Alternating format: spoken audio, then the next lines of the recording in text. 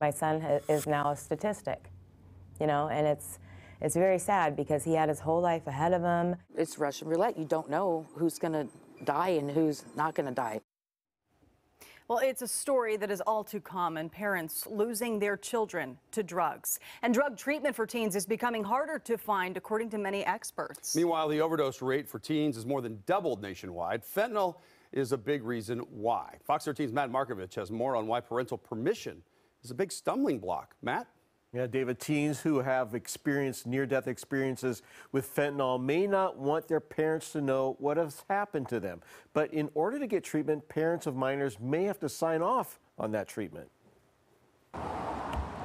Disoriented, kind of staggering, falling down, trying to pick stuff up that wasn't there. Jason Cockburn describes the day when a 15-year-old high on fentanyl showed up at his drug recovery center. And that's when we took him into the couch and sat him down, and he started overdosing. Yeah, and gave him Narcan. Twice. Then another kid showed up high. That's when Jason realized there was a growing problem. And I started reaching out to detox and services for him.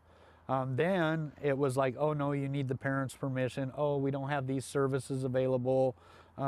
We don't take youth at all. In 2019, the rate of adolescent overdoses nationwide was just over 2 per 100,000.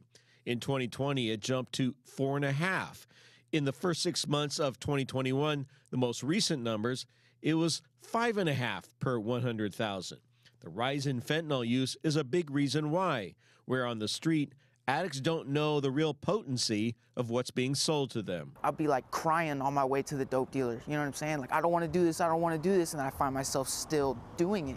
Justin knows all too well. He's 26, a recovering addict hooked on heroin when he was 14, then fentanyl, and he could see why parental permission can hinder recovery. If I had to go to my parents every time just to go off and to get into treatment, it would make it very hard because I want to make my parents happy. Across the street from Jason's secondhand foundation is Cocoon House. For 31 years, they've been dealing with youth homelessness.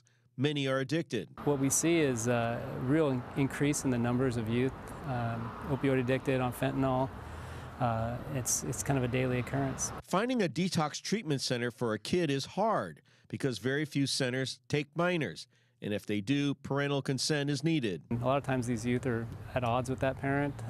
They're on the run from that guardian, and so it becomes a real struggle for a youth to make a decision of, do I let my guardian know where I'm at, and am I willing to give up, an opportunity to be treated in order to get that? Justin says fentanyl flooded the streets once COVID began, and any kid looking for it can find it. It was just kind of like overnight. You just woke up and nobody had what we used to do, and it was all just the little blue pill, you know what I'm saying? But I started hearing about a lot of people dying, and for the first time in my life, I really got fear towards it, I guess, because people, really big, strong people that I know would just drop.